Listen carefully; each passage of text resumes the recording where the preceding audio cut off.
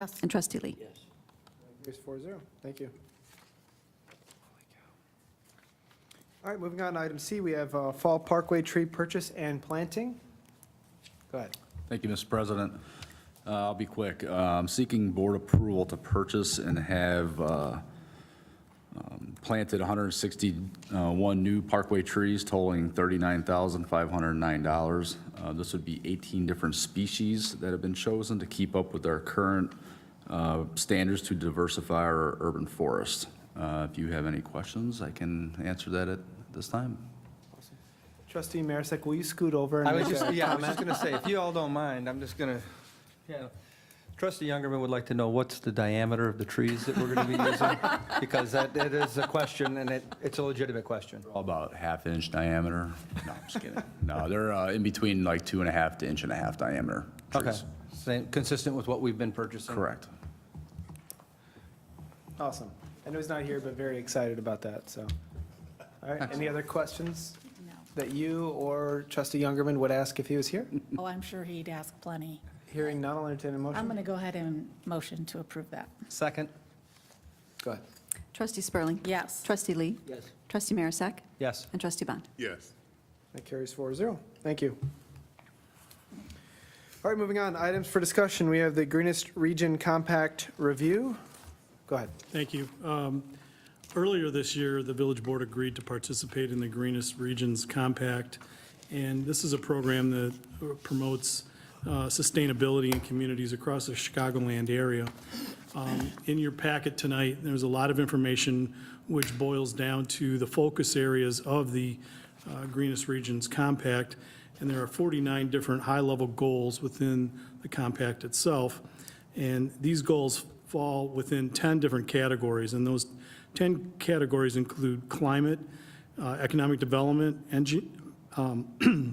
engineering, energy, land, leadership, mobility, municipal operations, sustainable communities, water, and waste and recycling.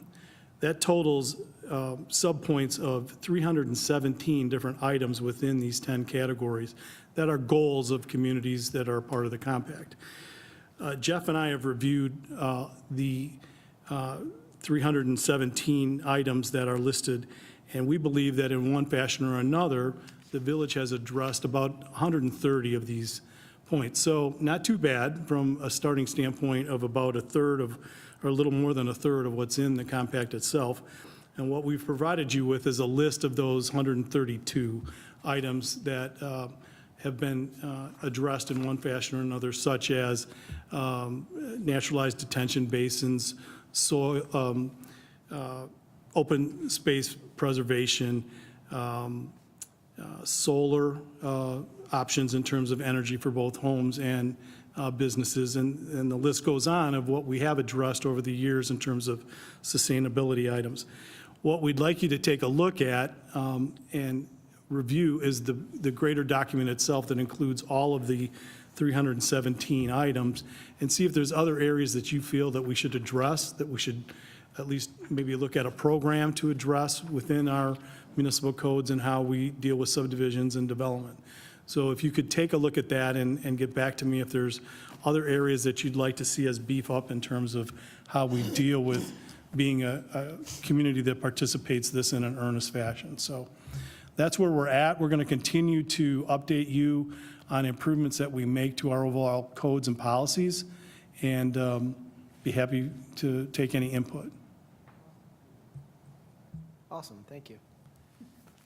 Any questions? Are we going to go over these one by one? Just kidding. In the interest of time, I'd recommend that we can obviously do that, Yeah, no. but I'd recommend that we not. The shorter, like I said, the shorter attachment to the cover letter indicates the ones that we have in some fashion or another, to some degree or another, addressed already within our practices.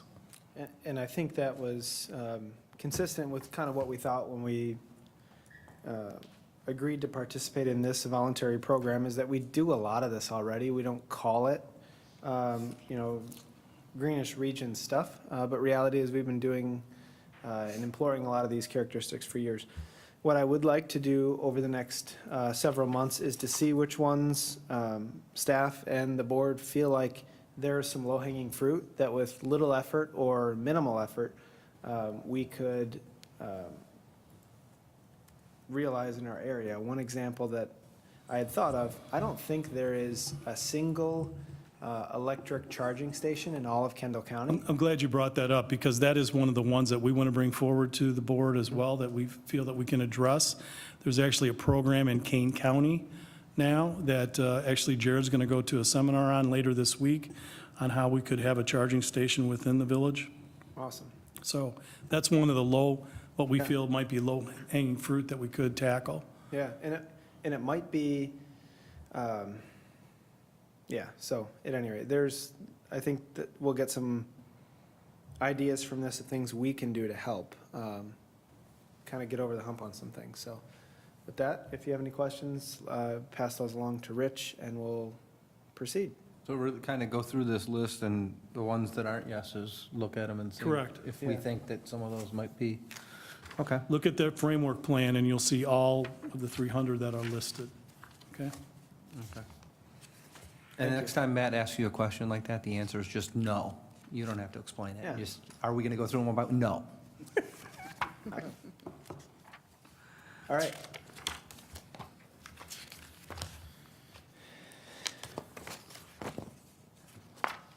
Okay, moving on to number 8, we have new or unfinished business. I know we have a couple, right? Engineer Wallers? Two things I'd like to comment on. First is the improvements for the quiet zone have been completed. The next step is to issue the notice of quiet zone establishment, which the mayor will sign tonight. We'll send those out, and then there's a 21-day notice period, and following that, they should grant our quiet zone. So we would expect that the quiet zone should be in effect November 16th, but we'll know more after we submit our paperwork. But that's the tentative schedule right now. Awesome. It's exciting. Second item, we were asked to look at the intersection of Concord and Gordon. Right now, that intersection has two-way stop control. And as you know, we go through a procedure that we follow based on the Manual on Uniform Traffic Control Devices. We have reviewed it. We are recommending a four-way stop at the intersection based on it meeting several of the criteria for a four-way stop. However, we are going to be cautious in establishing the four-way stop, because right now, when there's only a two-way stop, people often, when you put a new sign on, it may not register with them, especially if you travel that often. So we'll be working with Public Works and Police to determine what the best way to implement the four-way stop will be so that we don't have any problems. What you do observe when you're out there, though, is that some people will travel through that intersection north-south, but there are people that do try to stop because they're uncertain of the intersection performance. Number of school buses there, and I did note in driving it several times and monitoring traffic that there is some curvature to the road, so that when you're in the west leg, looking north-south, there's a little bit of, I wouldn't say your vision is impaired, but there is you have to be cautious, because if a car is moving at a rapid speed, you don't have much time to make a decision. So we did feel, and we did have 3 accidents there in an 8-month period, so we felt that it met the criteria for a four-way, so that's what our recommendation will be, and plan to work with staff to implement that. Awesome, thank you. I went through there this weekend and stopped for exactly what you were saying, because it feels like it's a four-way stop. It genuinely felt that way. Yeah, it's a large intersection because you have a boulevard and you have another, 2 village collectors coming together, so it's appropriate. No, thank you. I got a question on that. I had brought up LED stop signs before, and this would be perfect to put on Douglas, pedestrian crossing to the trailer. And yet, Todd told me, and this was a long time ago, I said, why don't we use these, Aurora does, because it really directs attention. When you're driving stop sign or around slow, just the word slow, you notice it right away.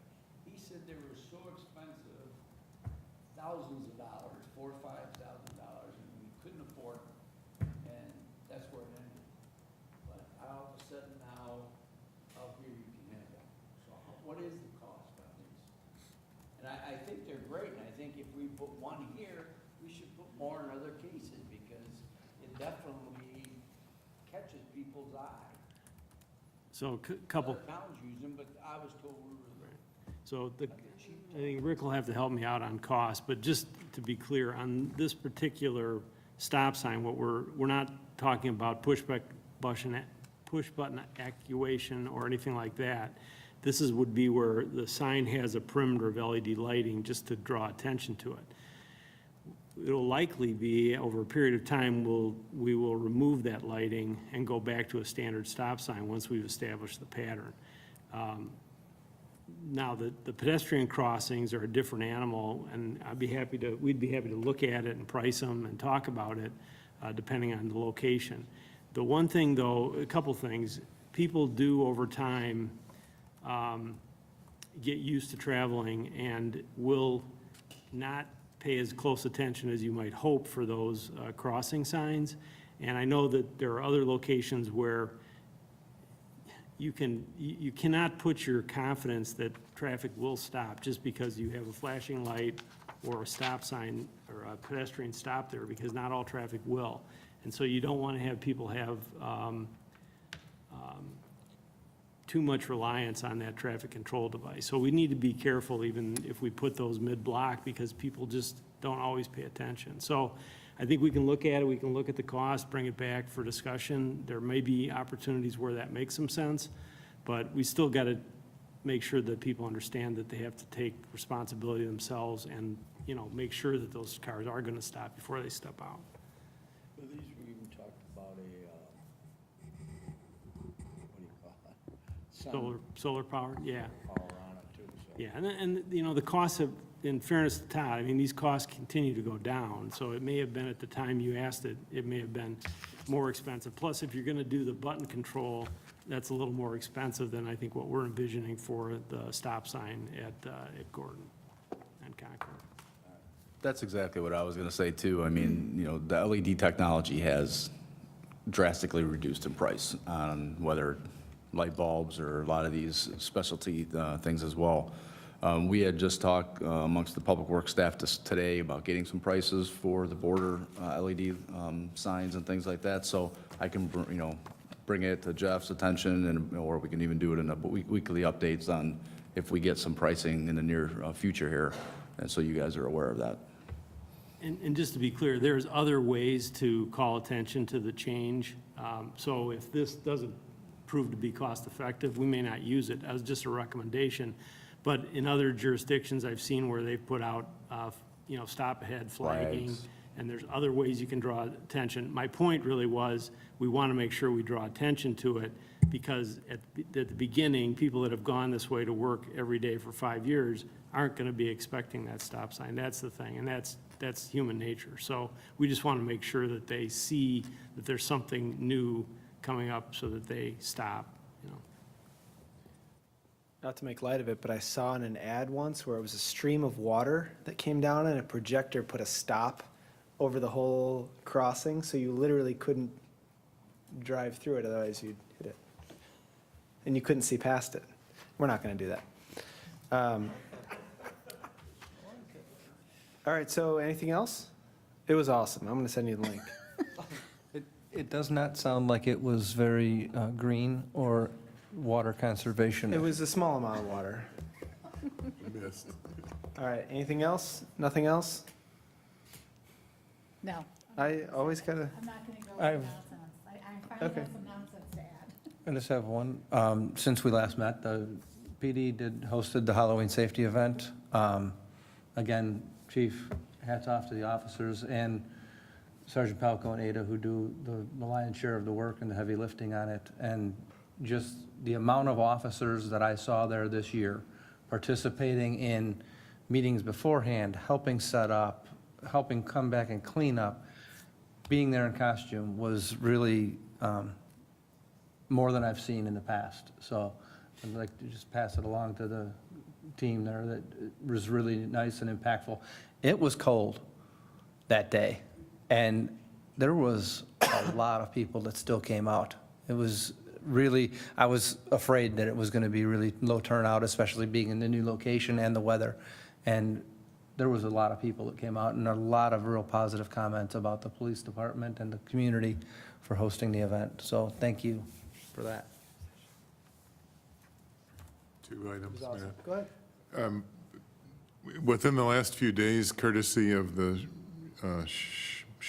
of the Thrall family, Ben and Shelley, we have stewards of what I believe is our 7th Little Free Library.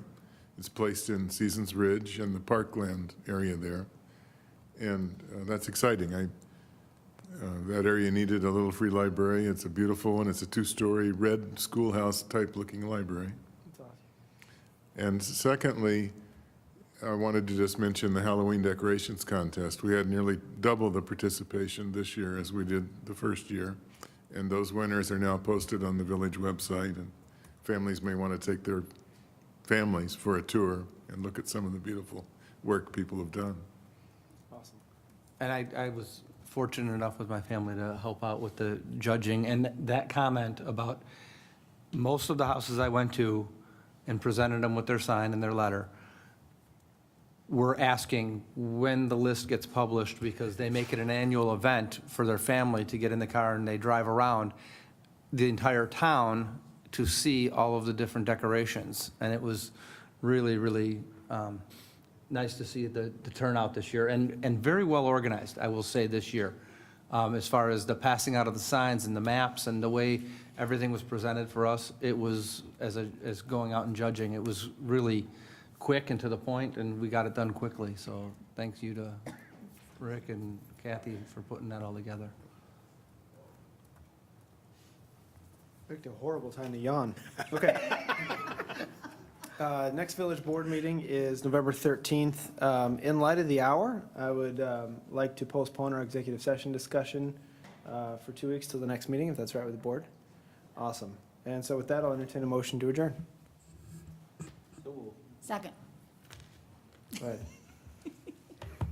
Trustee Lee, Yes. Trustee Marisak, Yes. Trustee Bond, Yes. and Trustee Spurling. Yes, and I'm not sorry. And we're adjourned. Thank you. Like,